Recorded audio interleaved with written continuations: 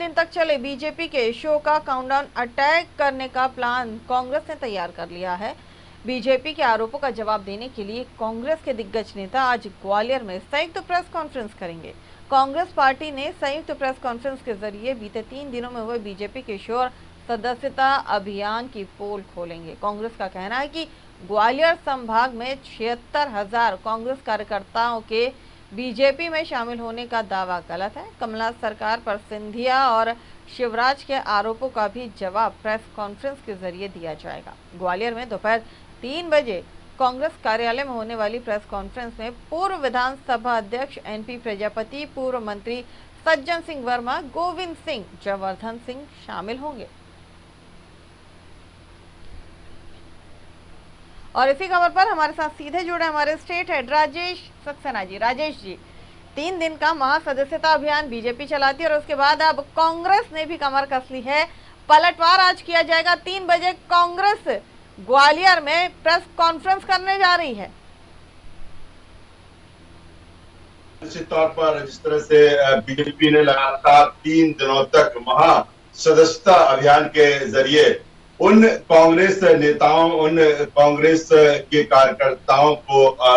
BJP में सदस्यता दिलाई जो सिंधिया समर्थक हैं और ज्योतिरादित्य सिंधिया के बीजेपी ज्वाइन करने के बाद जो उनके समर्थक नेता हैं उनको बीजेपी ज्वाइन कराई गई है। लंबा जिस तरह से लगातार सदस्यता अभियान चला, वो तमाम सारे नेता, चाहे ज्योतिरादित्य सिंधिया हो, नरेंद्र सिंह तोमर हो, शिवराज सिंह चौहान हो, वी.डी. शर्मा हो, प्रभात झा हो, 3 दिनों तक ग्वालियर में डेरा डाले रहे और मुरैना, भिंड और ग्वालियर के जो कार्यकर्ता नेता हैं उनको सदस्यता दिलाई गई। कांग्रेस लगातार मुखर है जब से बीजेपी ने वहां पर डेरा डाला था और हमने जिस तरह से देखा कि पहले दिन ही कि कांग्रेस के कई कार्यकर्ताओं और नेताओं ने विरोध प्रदर्शन किया, पुलिस से उनकी झड़प भी हुई। अब जब सदस्यता अभियान बीजेपी का खत्म हो चुका है, ऐसे में कहीं ना कहीं बीजेपी भी अपना दमखम इस क्षेत्र में दिखाना चाहती है, क्योंकि जिस तरह से कहा जा रहा है कि ग्वालियर चंबल में एक ब्रांड वैल्यू वाला नेता ज्योतिरादित्य सिंधिया अब बीजेपी खेमे में है। कहीं कांग्रेस का परचम उस क्षेत्र में ज्योतिरादित्य सिंधिया फहराते लहराते दिखे, लेकिन अब कांग्रेस के सामने भी एक बड़ी चुनौती है कि आखिर ज्योतिरादित्य सिंधिया के कद का कौन सा वो नेता है, कौन सा एक ब्रांड वैल्यू वाला नेता है जिसको इस क्षेत्र में सक्रिय किया जाए। हालांकि अभी ऐसा कोई नेता, ऐसा कोई चेहरा कांग्रेस के पास दिख नहीं रहा है, लेकिन कांग्रेस चाहती है कि बीजेपी के हर हमले का जवाब इस क्षेत्र में दिया जाए, जिससे लगे कि नहीं, कांग्रेस पूरे दमखम के साथ अभी भी इस क्षेत्र में है, भले ही ज्योतिरादित्य सिंधिया बीजेपी में चले गए हों। और यही कारण है कि पहले जिस तरह से कल हमने देखा कि तमाम तरह के नेता कार्यकर्ता उन स्थानों पर पहुंचे जहां पर सदस्यता अभियान का संचालन किया गया था, जहां पर इन नेताओं की सभाएं हुई थी, वहां पर शुद्धिकरण किया गया, वहां पर गंगा जल छिड़का गया। कुल मिलाकर मकसद यही है कि कांग्रेस ये दिखाना चाहती है कि इस क्षेत्र में उसकी पूरी सक्रियता है।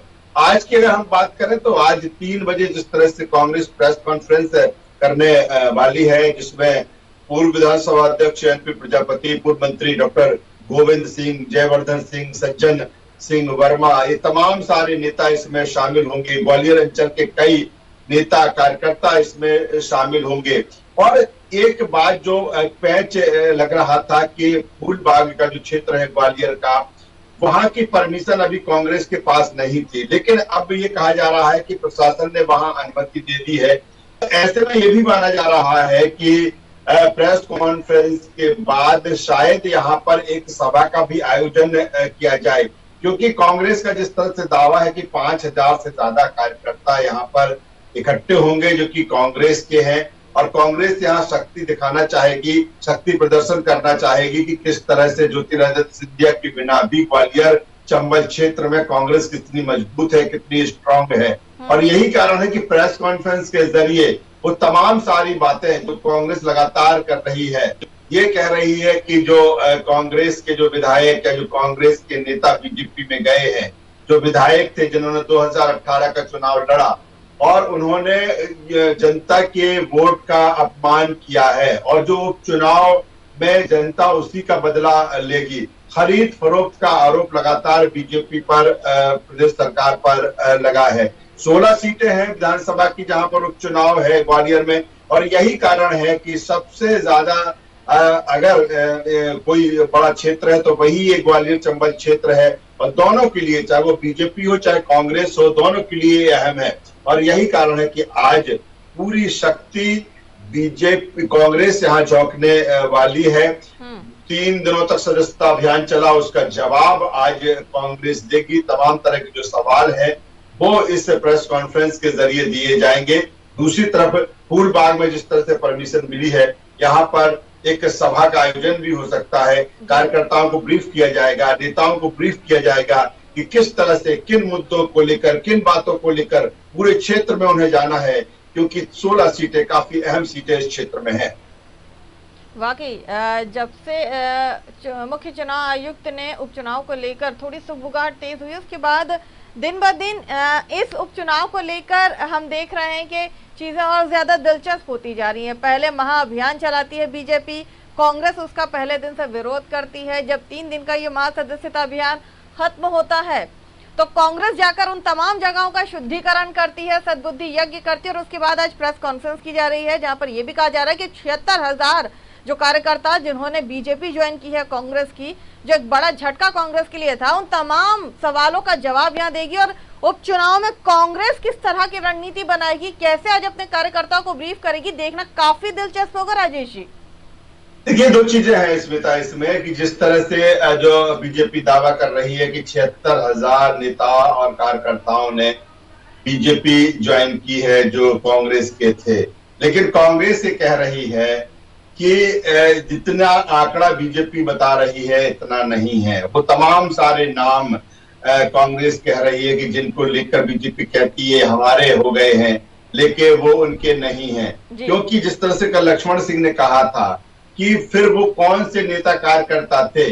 जब बीजेपी के सदस्यता अभियान के समय हजारों की संख्या में सड़कों पर कांग्रेसी झंडा लिए हुए थे, बीजेपी का विरोध किया था, बीजेपी की रीति नीति का विरोध किया था, ज्योतिरादित्य सिंधिया का विरोध किया था, उन नेताओं का विरोध किया था जिनको लेकर कहती है कांग्रेस की इन्होंने धोखा दिया है। यानी कि विधायक रहते हुए, चुने हुए प्रतिनिधि रहते हुए कांग्रेस से बीजेपी उन्होंने ज्वाइन कर ली। और शायद मुझे लगता है कि प्रेस कॉन्फ्रेंस के बाद कांग्रेस भी ये देखना चाहेगी, कांग्रेस के नेता देखना चाहेंगे, चाहे वो एनपी प्रजापति हो, चाहे डॉक्टर गोविंद सिंह हो, जयवर्धन सिंह हो, सज्जन सिंह वर्मा हो, कि आखिर जिनको लेकर कांग्रेस दावा कर रही है और जिनको लेकर बीजेपी दावा कर रही है कि वो कांग्रेस छोड़कर बीजेपी में आ गए हैं, तो कांग्रेस भी यहाँ एक टेस्ट करना चाहेगी कि आज की इस प्रेस कॉन्फ्रेंस के बाद जिनको लेकर कह रही है कांग्रेस की फूलबाग में हजारों की संख्या में नेता कार्यकर्ता जुटेंगे, तो उसमें कौन कौन से लोग आते हैं। मुझे लगता है कि यहाँ पर कांग्रेस ये वॉच करेगी, ये देखेगी कि आखिर कौन है, क्या वाकई जिनको बीजेपी कह रही है वो बीजेपी में चले गए हैं, या जिनको कांग्रेस अभी भी मानकर चल रही है कि वो उनके हैं वो उनके में है। और इस बात को समझा जा सकता है कि स्मिता 16 सीटें महत्वपूर्ण